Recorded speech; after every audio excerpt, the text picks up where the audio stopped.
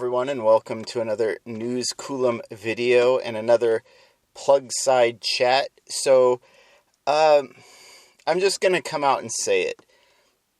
Stop saying that we need 40 to 50 charger sites, because we don't. Now, this is something of a response video because Kyle Connor was recently visiting San Luis Obispo and kind of showing the difference between the number of superchargers there and the number of public CCS chargers. Now, there are some issues with it. I mean, he was being fair, but he was also kind of hyper-focused on one small town, which, as I recall, was never really that great for superchargers to begin with. I think they had one site that was almost always overrun, and it looks like, to Tesla's credit, they've recently expanded.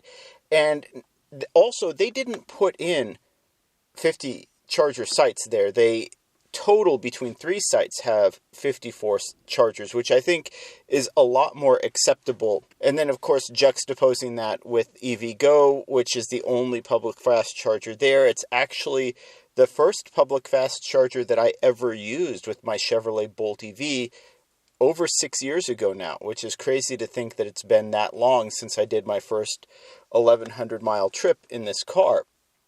But that site's old and it's out of repair, right? And it needs to be updated and upgraded, and nobody's going to argue with that, right? Like, EVgo needs to maintain it, and they really do need to improve it. 2 50 kilowatt chargers is not that great. In fact, I think I did a site review of it recently within the last year or so, just to show, I think it got a D, because, you know, it's just to show that those older sites do not match the sort of modern standard for what we expect out of a charging stop, even what's really a city destination stop, right? It's not meant for travel so much. You can use it for that if you have nothing else, but it's really in the center of town. It's more for residents to be able to use, and sort of, like I said, a destination convenience stop.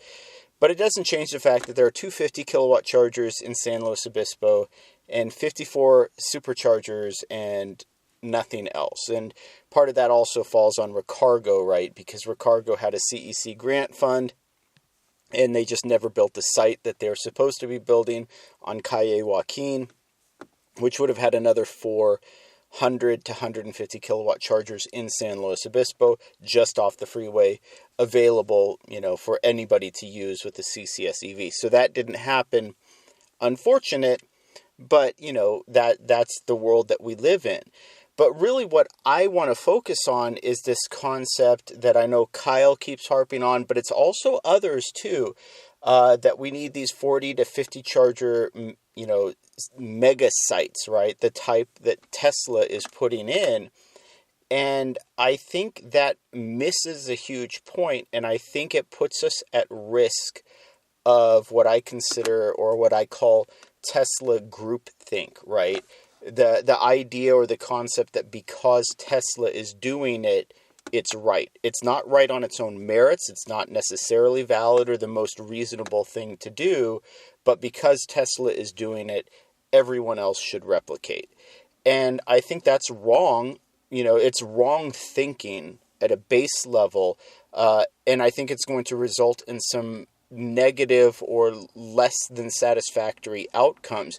We saw this with the Porsche Taycan, right? Where Elon was blasting Porsche for talking about how fast they were going to make the car charge. Well, lo and behold, they ended up doing something that I think maybe Elon didn't fully understand, which is you can actually double the voltage.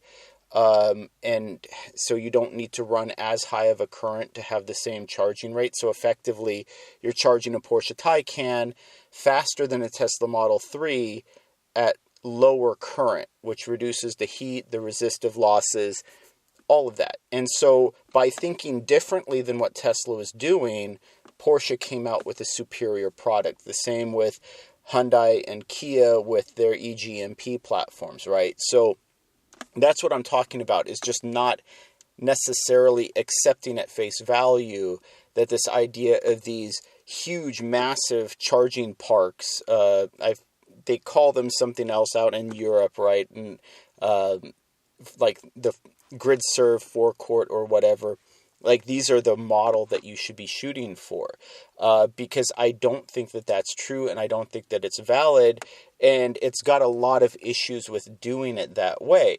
And I think to really do a fair assessment of it, we need to look at why Tesla is using those larger chargers in the first place. And Tesla doesn't have a marketing budget, right? They do in a sort of roundabout way. They basically have three routes that they use for their marketing.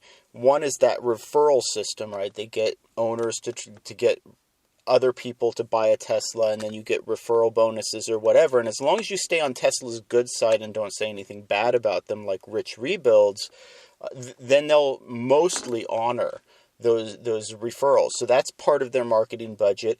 Really, Elon's Twitter account is part of their marketing, or should be considered part of their marketing budget.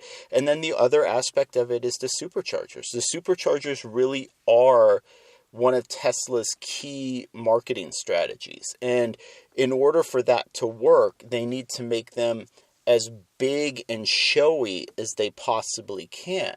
And so that's one of the reasons why they make them as large as they do. The other reason that they make them as large as they do is because it's economies of scale. So if you put in 10 350 kilowatt Delta chargers or whatever, so say EVgo puts in a site with 10 chargers and effectively 20 stalls, right, with split power. Well, if you do that, you're actually having to split the cost of the site planning, the permitting, the approvals, all of that, the landscaping, all of those other expenses. You have to split that across 10 chargers. And so easily for a site like that, you would be adding $100,000, $150,000, $200,000 per charger.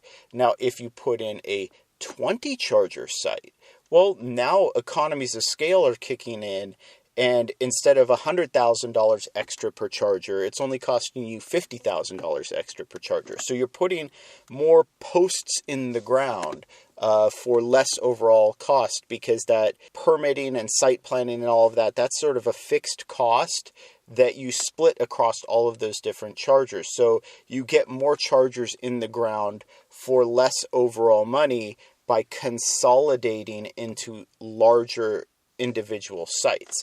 And so that's the other main reason that Tesla does it. It's not because it's more convenient, and it's not because it's better for the business venue or anything else. It's because it's cheaper for them, cheaper by the dozen, as they say.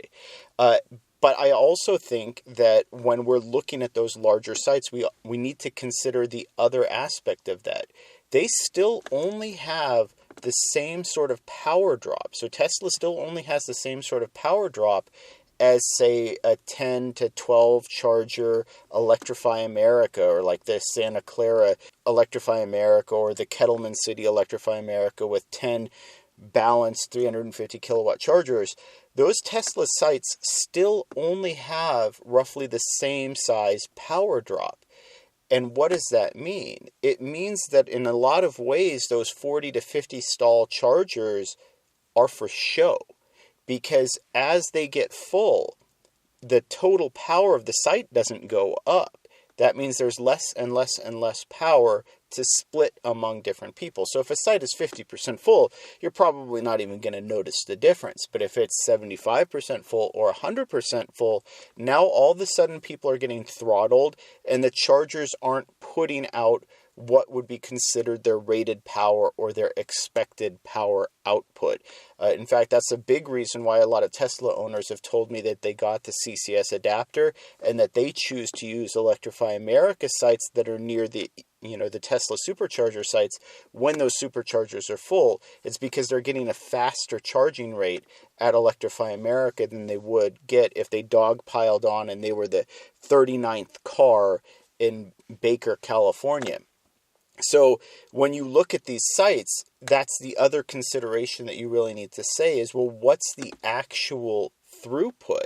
Because again, if you have 40 cars charging, but they're all only charging at 40 to 50 kilowatt, well, it's going to take them way longer with their 75, 80, 90, 100 kilowatt hour battery packs to complete a charge, which means you're going to start seeing more queues and you're going to start seeing backups, and people aren't going to be able to access those stalls for a significant period of time.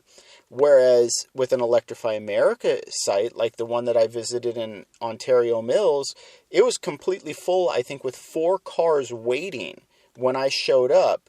I plugged in my Bolt EV on a 50 kilowatt charger across the parking lot, walked in, used the bathroom, came out. I think I was there for a grand total of like 20, 25 minutes, and then left. And as I swung by the Electrify America charger on my way out, not only was it no longer full, not only did it no longer have a queue, there were open stalls. So they had cycled through all of those cars because none of them had reduced charging speeds, because those chargers were all outputting their rated power because they were right sized for the power drop. So while it doesn't look as impressive to see 8 to 10 to 12 chargers at a site, if the throughput is the same as a 20, 30, 40 charger site, well, you're actually, in real terms, going to be cycling through the same number of vehicles that you would if you had that much larger site. Now, the other aspect of that too, and because that's what I think is super important to focus on, is the throughput. And so as long as the site powers remain the same, it doesn't really matter if you put in an extra 5, 10, 15 stalls. If the experience for those last people to show up is worse, and if it pulls down the people that were there ahead of them in terms of charging speed, then what was it all for? And realistically, when you look at that map, so he brought up a map of San Luis Obispo and the surrounding areas. And like I said, the fact that Recargo wasn't able to make good on their CEC grant funds was a really big hit to that area. The fact that EVgo hasn't really prioritized freeway routes the way that we would have hoped that they would. It's left basically Electrify America on its own, right? And so including the upcoming site at Morro Bay, and really that's not on Highway 101. So you're really looking at a stretch of Highway 101 from Paso Robles down to Pismo Beach that only has 3 reasonable high-speed charging stations, all of them Electrify America, all of them only have 4 chargers. Now, what Kyle was mentioning is, we need to have these 40 and 50 charger sites, or at a bare minimum, the 20 or 30 charger sites that Tesla has put in along some of these rural highways. But my question is, how do you know? Right? Because there is a big difference between a 40 charger site and a 4 charger site. There's a huge amount of room to play in there. And if you're telling me that Electrify America or EVgo or ChargePoint with their new Express Plus, or some of these other players like EV Range has a 4 charger site in Soledad right across the parking lot from a 4 charger Electrify America site, and one of them on PlugShare has a 10 out of 10 rating. So another player like EV Range, they come in, they're putting in 150, 200 kilowatt chargers. Well, now all of a sudden, you don't need to have just one big site. You can have multiple players. But unfortunately, Electrify America is sort of operating on their own in that stretch. And so Atascadero, Paso Robles, and Pismo Beach are the only realistic travel sites, all from EA, along that route. And to me, that route really needs to have probably 10 to 12 reasonably sized sites. And just being honest, I think in California, if you're on an interstate or if you're on a heavily trafficked highway like Highway 101, I do think that sort of increases the minimum site size, right? So I think there are cases where 4 charger sites are still valid, maybe 6 charger sites are still valid. But in a case like Interstate 5 or in a case like Highway 101, especially that stretch between the Bay Area and Los Angeles, I I think a minimum of 10 chargers per site is about what you want to be aiming for. But again, 10 is not 20, it's not 30, it's not 40, it's not 50. 10 is a really decent site size right now for our electric vehicle population that, would allow them to fit into a lot of venues where people typically make their stops, right? And that's a point that I think people miss, is a lot of the places people prefer to stop when traveling can't support a 20, 30, 40 charger site. In fact, in that video, Kyle was driving through one of the Supercharger sites, and there was a guy parked in the Supercharger parking lot changing his tire. And I've actually heard that complaint. A friend of mine who was on anniversary date with his wife, staying at a hotel in Buellton, I believe it was, where the Superchargers are in the hotel parking lot. He actually couldn't get a parking space as a paid guest at that hotel because too many of the spots in that parking lot were dedicated to Superchargers. And that's a real problem. The host businesses can't support sites that size. They don't have the facilities for it. And some businesses where I said people would prefer to stop when traveling, they don't even have the parking spaces, that they can devote to that many chargers. So you really would want to look at something more like a 6, 8, 10 charger site. Pismo Beach, that's an outlet. It really can support 10 chargers. And then, like I said, I haven't been to the Atascadero site yet, but the Paso Robles site, that's a Bank of America. It's in the middle of a town, a couple blocks off the freeway. That probably could stay just as a 4 to 6 charger site, but I would recommend finding someplace else in Paso Robles to add a charger. There's plenty of sites there. There's plenty of places in Atascadero. There are plenty of places in San Luis Obispo and Pismo Beach that would all support a 6 to 8 to 10 charger site, where it would be useful for the customer, it would be useful for the business, it would be useful for the network, right? And just sort of dispersing reasonably sized sites, to me, makes a whole heck of a lot more sense than trying to build up these statement sites just to prove that you can, or to use as a marketing message or whatever, especially when they're not necessarily any more effective than smaller, higher power sites where the units are always outputting their posted speeds. And in fact, I would say that the larger a site is, the less important it is that it's a high power site. A good example of that is Power Up Pasadena. They have that Marengo Plaza I visited a couple of times, and they have a bunch of Tesla urban superchargers, which are the 200 amp. So they're only effectively a 70 to 80 kilowatt charger. And then a bank of 50 kilowatt tritium units.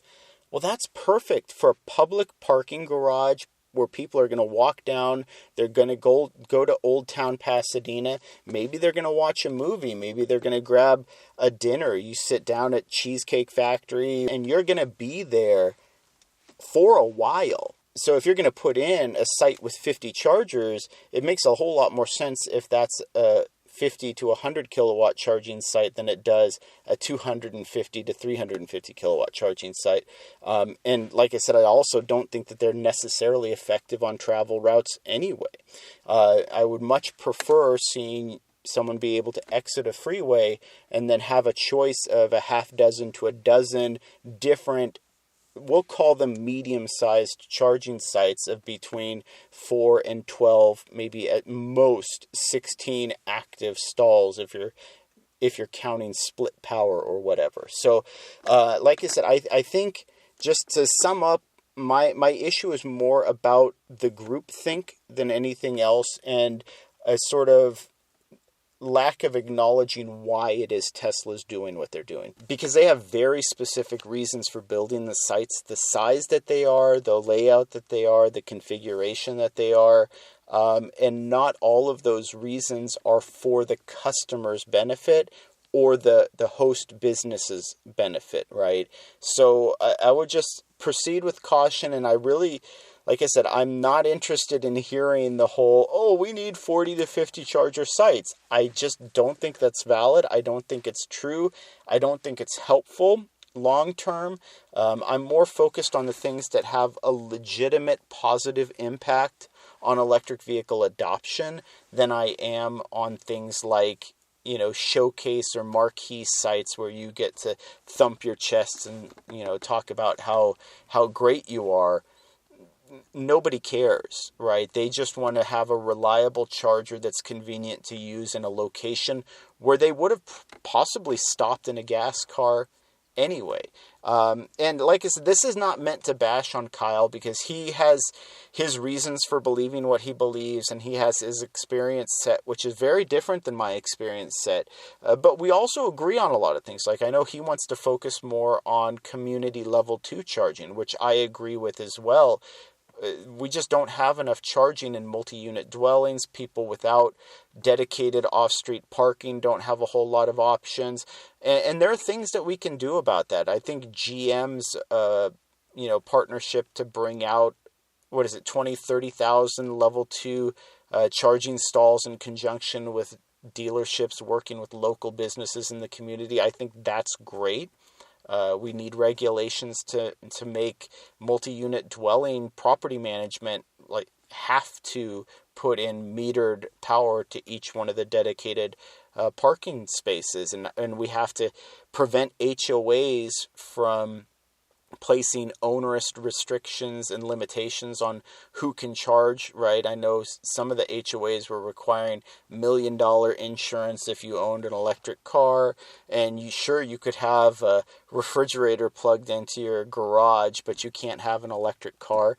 None of it made any sense. So we need to make sure that those property management real estate companies can't get away with restricting what their residents can do, and that needs to happen on a legal regulatory level. But in terms of what the charging providers can do, they just need to focus more on making decent sites. They don't need to make statement sites, just decent sites. And I think maybe that's the problem here. Is I say we can't fall into Tesla groupthink, but none of these charging providers are giving anyone else anything else to think about. And that's the problem, because if EVgo, ChargePoint, Electrify America, and a few others said, you know what, let's make an example of this.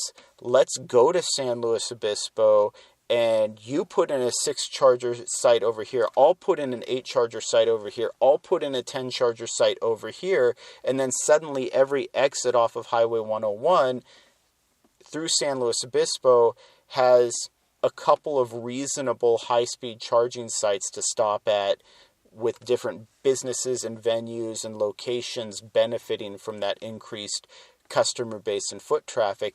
Then we would have an example to point to and say, see, this is what we're talking about. This is the alternative. Right now, the closest we have is something like maybe Baker, California is a great example of that. Vacaville is a great example of that, where there's just a ton of public charging options in addition to Tesla Superchargers that fit a number of different needs without the need for any of these huge, showy sites. Let me know what you think. Do you think I'm off base? Do you think we really do need charging sites that large? Do you think that they are more of a convenience for customers than an inconvenience? Or what do you think about my proposed alternative model, where we just focus more on 6 to 8 to 10 to 12 charger sites, but make sure that we distribute them throughout a corridor so that we give a lot more different options, and where people are always going to be able to see the posted speed or the rated speed for that charger and not have to worry about the site being full and then being restricted and then having a cascading effect where people queue up and it's a long wait to access a charger.